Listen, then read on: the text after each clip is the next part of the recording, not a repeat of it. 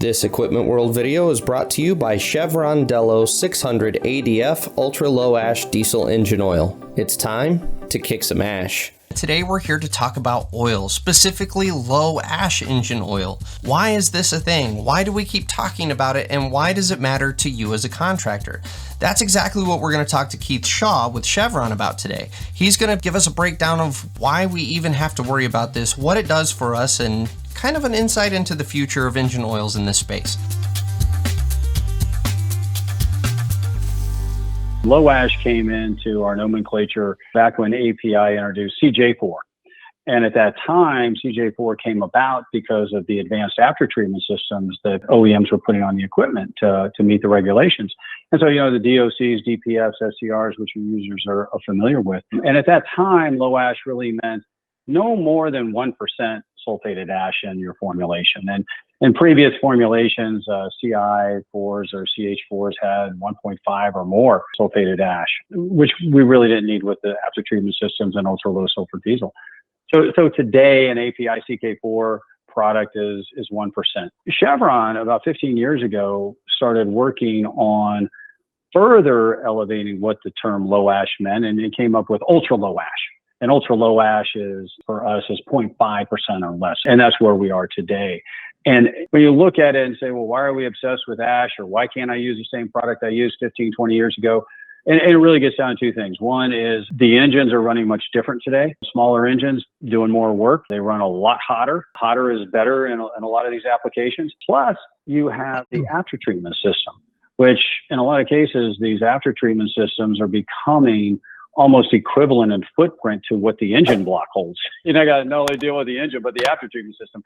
And the cost of these aftertreatment systems continue to increase as whether it's from CARB or EPA, emission restrictions get tighter and the aftertreatment systems have to get better and better.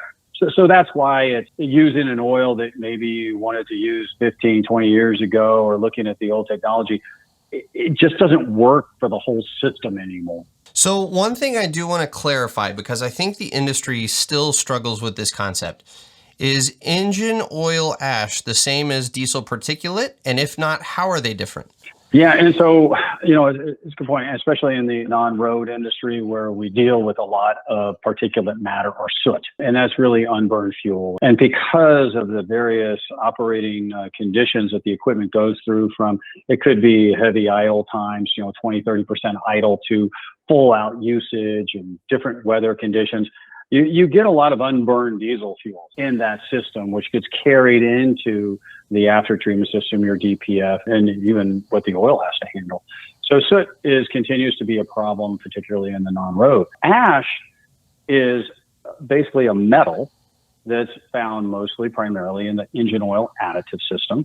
And that, when it gets into the DPF, unlike soot, which gets burned off during a regeneration, the ash doesn't get burned. It's metal. It just gets left behind. So again, why one of the focuses we had on trying to move to an ultra low ash philosophy, which is remove as much ash as you can, enable it to disperse the particulate matter, the soot that's being generated, that much better. And that's a difference globally. So really, when I have to down my machine, remove the DPF and send it off for a cleaning, that is not because of dirty burning diesel. No. It's really because of the byproducts of my engine oil that are causing that sort of maintenance issue. Correct. And again, for non-road, you see this challenge of, well, I've got heavy idle periods. I've got maybe cold weather that I have to operate in. So I'm starting, stopping, and the engine never gets fully hot enough to do a good regeneration. So that ash just continues to build up, and you consume more oil when you idle as well. So that's what you're cleaning out in the DPF. And that's why, I deal with a lot of customers, and they say, well, I'm supposed to get 5,000 hours out of my DPF life, but I'm cleaning it at 3,000. Well, yeah, because maybe you're running harder, have more idle, you have more oil consumption. So all this comes into play on why your DPF service intervals may vary quite a lot, depending on location or what type of equipment it is, excavator versus ultra. Interesting. So really, just if I'm understanding this correctly, just by switching my oil formulation on these newer pieces of equipment that have these after treatment systems, You're actually going to extend your maintenance intervals as far as after treatment system maintenance. It probably will save you cost on the after treatment system maintenance because you can extend those intervals. Oh, absolutely. And, we say on our Delo 680 up to 2.5 times benefit on this, on your DPF service intervals. I've done enough very long-term tests with OEMs where we get at the end of 10,000 hours, the DPF isn't even half full. Wow. We are getting massive extensions, and this isn't just one test here or there. This is multiple pieces of equipment, multiple applications, and this is kind of what we see. So we feel pretty safe in saying 2.5 times because our testing, OEM testing, has proven much greater. And when you're looking at an operation that, if you went back 5 years, Brian, maybe 20% of your fleet's Tier 4 finals. Well, That's not true anymore, right? Because they're having to repower, they're buying new equipment, so now it's 30, 40%. You have pending legislation that CARB wants to push through for stage 5 for off-highway equipment. I mean, this is really getting severe. You've got to take a fresh look at your oil program and say, what can I do to help? Because you can't fight them. It's not going back. And so what can I do to help myself in this new world? And now that I've kind of put together all of the pieces and I'm understanding why this low ash formulation is so significant to me, when I go to the store, when I go to my oil supplier, whenever I'm going to pick out an engine oil, are all of these low ash formulations the same? Is there something I can look at on the jug? How do I go find an ultra low ash or low ash formulation when I go pick out my oil? Right. So user goes to pick off something off the shelf today and says API CK4 or CJ4. Hey, that's probably 1% sulfated ash. And it's not going to say it on the label, but that's just an understanding that that's what it is. For us on the ultra low ash, we do put that there. We talk about the DPF service life on the label, and that's something to look for. And I think the challenge with going from 1% to, let's say, an ultra low ash of 0.5 or even to 0.4 where we are is really just looking at the coverage that you have to have. It's not just qualifying for API CK4. You've got to meet all the various OEM recommendations and approvals for, let's say, a Cummins, Detroit Diesel, Volvo, et cetera. And that's really costly. So it's, traditionally when we look at in the past, when we go from CH4, we go to CI4, we go to CJ4, CK4. The traditional formulation approach is take what we have, tweak it a little bit, improve it. Maybe we mess with the base oil a little bit and we take incremental steps. The ultra low ash formulation was completely a different approach.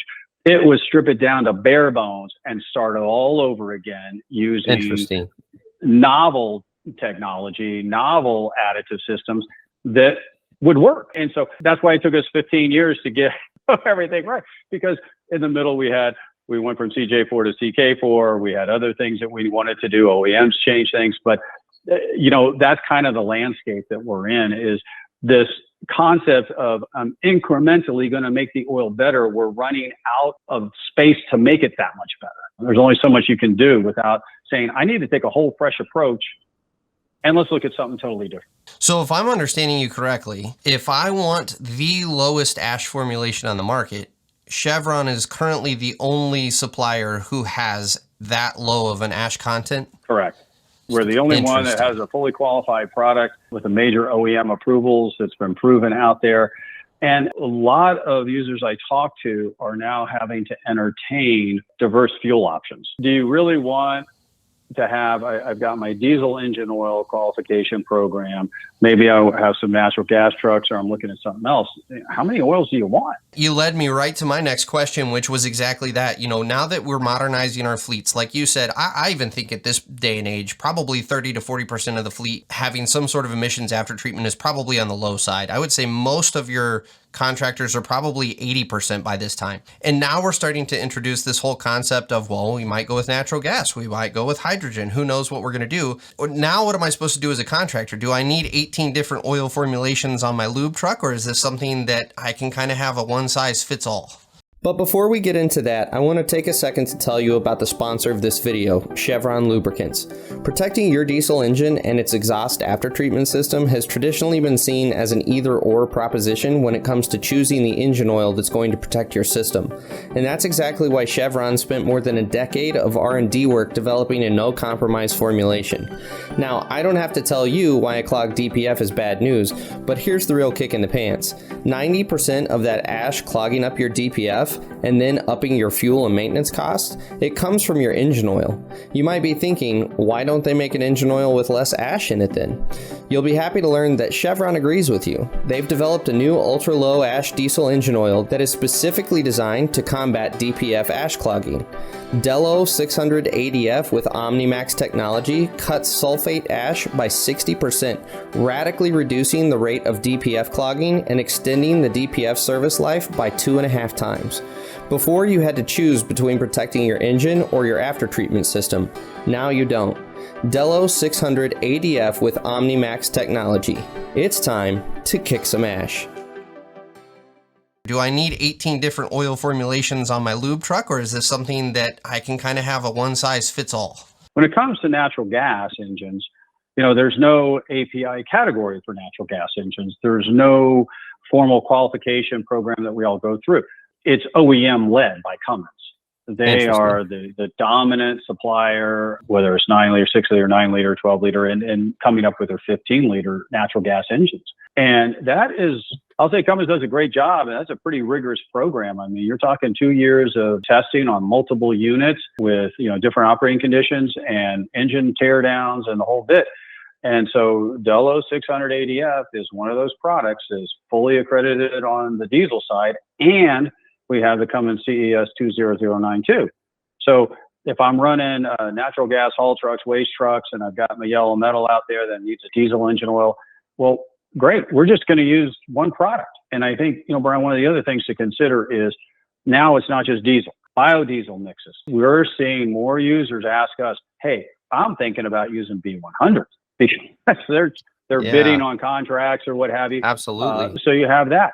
And so there's this whole discussion of how that biodiesel not just impacts the engine, but how it impacts the aftertreatment system. So I'm having, discussions, and we've been working with a couple of major non-road OEMs on multiple fuel options that they see going forward in the marketplace. So one could be somewhere up to B100s. How high can we go without any detriment to my aftertreatment system, my engine, and my maintenance program? RNG, which is renewable natural gas, CNG, no difference between those two. So if you're good on Cummins, you're good. But now hydrogen and methanol. I had a conversation. We had a meeting with one OEM.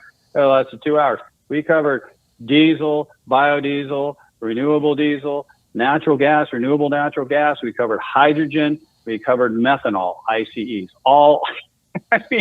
Man, I can imagine the challenge for you guys to try to cover all of those. That's huge. It becomes, daunting, right? Because we've got new API category coming up as they're looking at PC12. OEMs keep changing the specs. You can't expect that end user to have 5 different engine oils on his truck.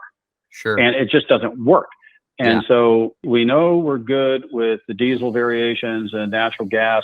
We are testing this Delo 600 ADF on H2 and methanol. So we have those tests underway. Those will be a little bit longer term. Industry is not fully ready yet. But that's our concept, is to have a fuel agnostic engine oil, if you will. And then try and not jeopardize the maintenance schedules and gains that people have made. You're increasing oil drain intervals. You want to increase your DPF service life. Well, you don't want to go backwards just because you started using a biodiesel mix or what have you. And the hydrogen engine, ICE, just like natural gas, runs a lot hotter. Different aftertreatment system, but it runs hotter. So you have to worry about that. You have to worry about water. You have to worry about different things. So again, I don't want to have such different maintenance schedules and products to be used on my fleet. I tell you, it is interesting. The more interviews I conduct with the folks at Chevron, the more I'm just starting to grasp the complexity of what goes into these formulations and the testing behind them. We, on the ignorant side of the table, just think it goes in an engine, the engine gets hot, and it's just got to lubricate it. But the more I learn about this, the more I understand there's so much beyond that goes into these formulations. Yeah, and it really, and I think the non-road, to me, that segment poses the greatest challenge, simply because of just the demanding operating conditions that exist. And, we're dealing with a lot of remote applications, and people tend to think, well, it's non-road, okay, so they just have a bunch of yellow metal out there. But that's not true. They cross over and they have heavy-duty trucks, vocational trucks, other trucks to haul the equipment around. So you're dealing with probably the most diverse fleets out of anybody. Sure. That could imagine. And the challenge there is, because of the remoteness and everything, is simplicity.